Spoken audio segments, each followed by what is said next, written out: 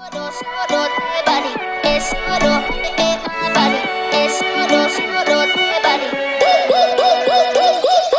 morning, ladies and gentlemen, and welcome to the first Setifian show in English on WM Radio. Not to you. Healthy adult Muslims fast in Ramadan from dawn till dusk. She wasn't one of your exes. No, I'm the fool. This includes abstaining from drinking, eating, immoral acts, and anger. This boy's up in my zone, but they can't turn. But unfortunately, our Setifian youth and Algerian youth are no longer fasting from all of these. Some very bad habits emerge in our society and rips Ramadan from its real religious and human value. I wanna but I'm broken hearted. In order to discuss this, I have two guests today with me, a specialist in biology. Good morning, Shayma. Good morning to you, Khawla, and to all of the audience, and thank you for having me here. I also have an Algerian Setifian youngster, Anis. Good morning, Anis. How are you doing? I'm doing good. Thank you for the invitation and thank you for the guest.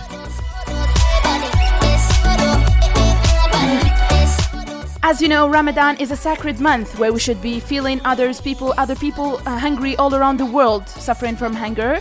But unfortunately, this human value, have been lost through decades in our Algerian society and Setifian society specifically. I can't even hear the music without you. Oh, yeah.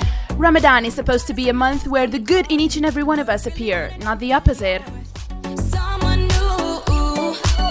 Since you Some of the bad habits that emerged during this sacred month of Ramadan is overeating and oversleeping. First of all, we'll be discussing this overeating.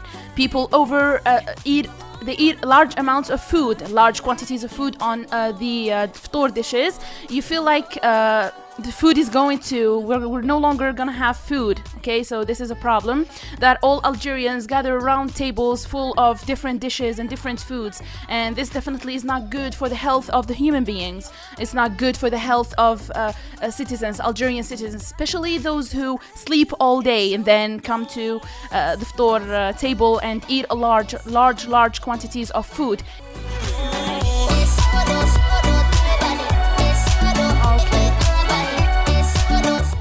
In order to discuss this, I leave you with our specialist, the biologist, Shayma. Please tell us what are the bad effects of overeating during the month of Ramadan. I would like first to say that fasting has a lot of health benefit, like improving digestive system, reducing insulin resistance, and reduce inflammation, which can provide cancer.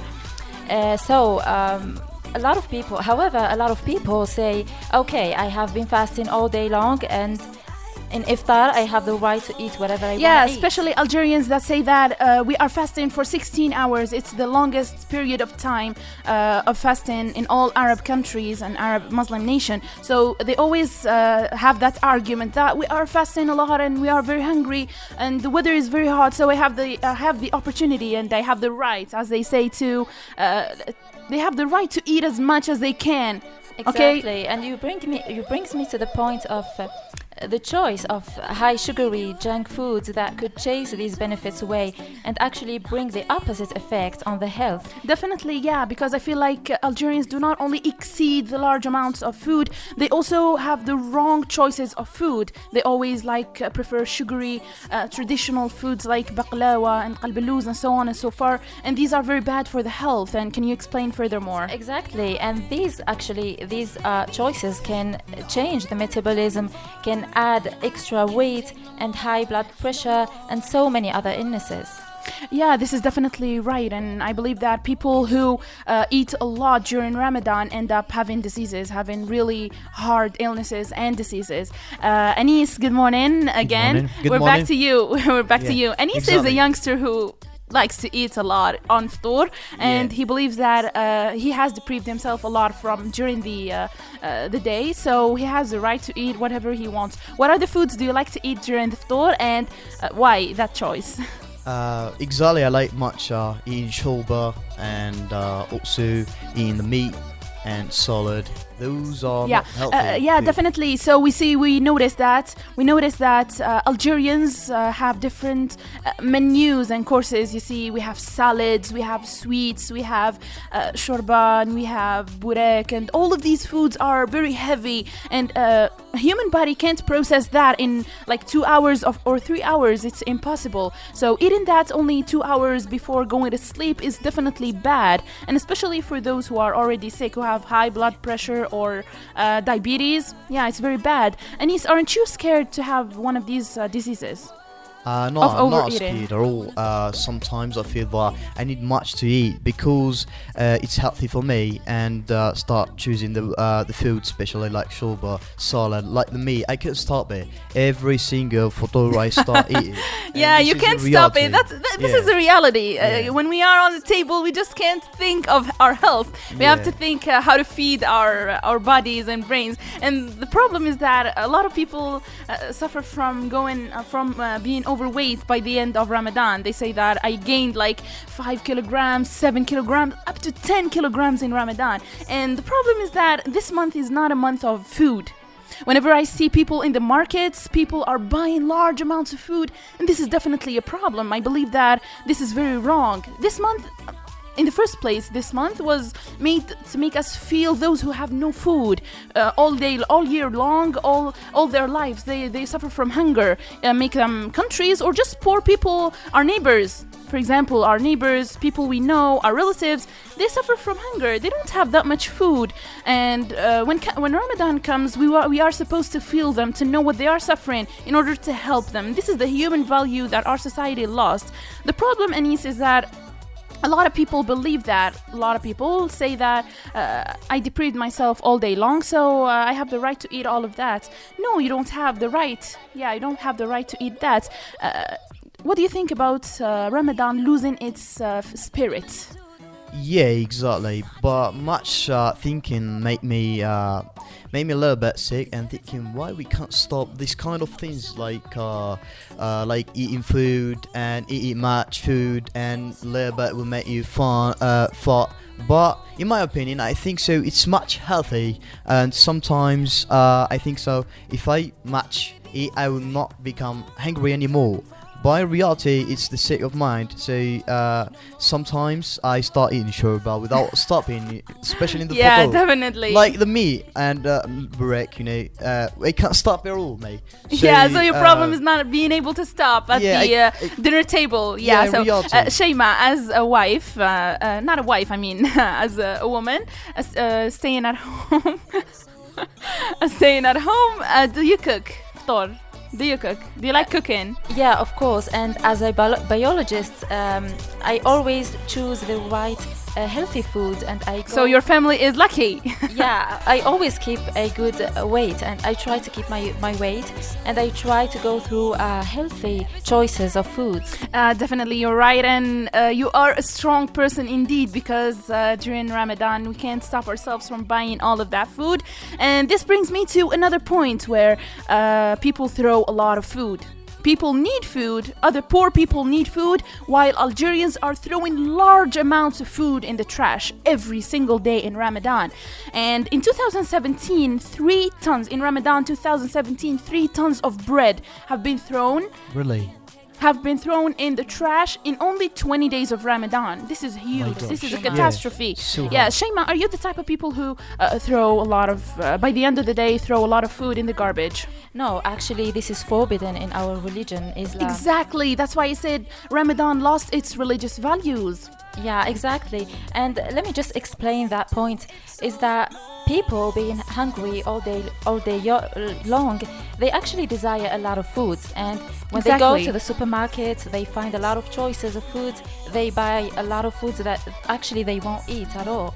So and also, not to mention, during Ramadan the demand increases and the prices rise, so that makes people waste a lot of money. Yeah, they waste a lot of money and a lot of food. Maybe they could have helped other people, poor people, with that money. Anis, does your family throw a lot of food in the garbage, especially bread? How many bread do you buy a day? In reality, last photo, my mom said, stop calling my dad, and she said, "Oh, please don't bring with you much bread because we have, much more. So don't waste your time." Yeah, buying bread." that's a problem. That's a problem Yeah. because our, let's say, our mothers and our grandmothers, they prepare matlo shiro and kisra and so on, a lot of types of bread.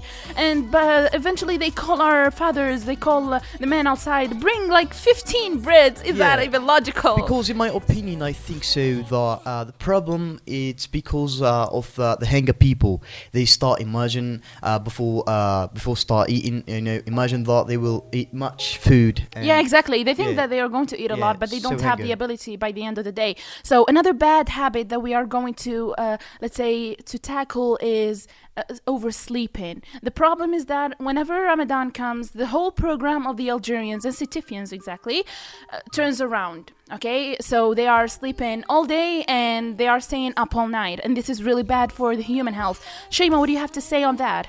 Okay, so sleeping is actually a waste of time, especially during these holidays when it is an opportunity that actually won't come back until the next year. So spending hours and hours in bed without doing anything, without being active, is not only a wasted opportunity, but it can harm the body. It can like changing the metabolism, weakening the body, and not allowing the person to move on with the fasting process. Yeah, people think that sleeping would give them energy, but it's the total opposite. Oversleeping will deprive you from energy and you won't be able to move by the end of the day. Anis is a young man who likes sleeping, definitely. Anis, tell me, why do you sleep that much? You said earlier that you like sleeping all day and staying up all night. Why that program? I mean, if you let me explain for you, there is two parts of people and kind of people, like me and like them. So, like me, Okay. I need much time to sleep, but in prayer time, absolutely I wake up and just go to the mosque. You mean that you are keeping the religious value of the month, so you wake Exactly. up and go pray. Exactly, but much sleeping, in reality, I get much sleep, especially every day if you don't have a Why? job. Why do you So- sleep that much, Yani? Much anger, this is the first reason. Oh, so you feel very angry, so you have to Exactly. sleep in order to stop yourself from Yeah. having fights with other people. Exactly, I don't smoke, I don't do like kind of things, but in my opinion, in my soul, that I'm reality an anger person. So because you are angry, you sleep. So you think it's better to sleep than to hurt people. Yeah, exactly. The second reason, I don't imagine the idea of being without water and food. So my belly start asking me, where's the food? What I'm going to do with this that? is great. I know. Yeah. This is one of the main reasons that made young people sleep a lot during the day. They believe that 16 hours of fasting is just too much. We sleep like 8 hours, and 8 hours without food, like too much. So they have to sleep in order to skip the time until the adhan of al-Maghrib comes along. Yeah, exactly. They can't imagine the idea of being without water. And the third reason, I can't imagine that the long time, the whole long time, outside. You can't Yeah, really because of the feast. weather. Yeah, You feel yeah. like you can't go out because of the weather. Yeah, definitely, that's a problem. We can't say that Algerian youth are only having bad habits during Ramadan. We can't deny the fact that Algerian young people are doing great. We see them helping people fast on the highways, outside. They are helping the poor. They are helping people cooking. Even if they don't have money to contribute, they contribute, let's say, cooking and helping the cooks, helping the chef. In restaurants, they are giving food for free, and this is great. This is, let's say, this is one spark of a hope of Algerian young people that we should all, that it should be a role model for all of us. We should contribute in developing these good habits, like helping the poor and contributing in charity and doing good during the month of Ramadan. Not only in Ramadan, but since Ramadan is a holy month, we have to do good. We have to do great.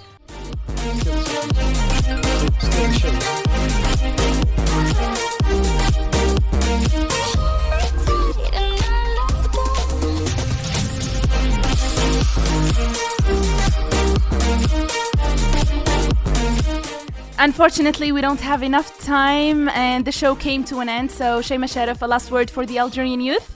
Thank you for giving me the word, and I would love that the Algerian youth share much love and affection and positive energy into the society, like our Prophet encouraged us to treat people in the same way we want to be treated. So having that said, I hope Allah brings you all peace and happiness, especially for our brothers and sisters in Gaza. They need our prayers. Absolutely. Thank you very much, Shayma. What about you, Anis? Are you willing to change during that month and quit these bad habits Yeah, after what Shayma said? Yeah, exactly. But first of all, with I want to thank the charities for helping the people, the poor people, the homeless people. And Absolutely, because this is a goal from exactly. Ramadan. And I want to thank the Radio WM for giving me the chance for improving my opinion. And thank you so much. Thank you so much, everyone, and thank you for our listeners and audience. Thank you very much, Sahaf.com, and see you next time. But I'm broken hearted, cry, cry, cry. But I like to party.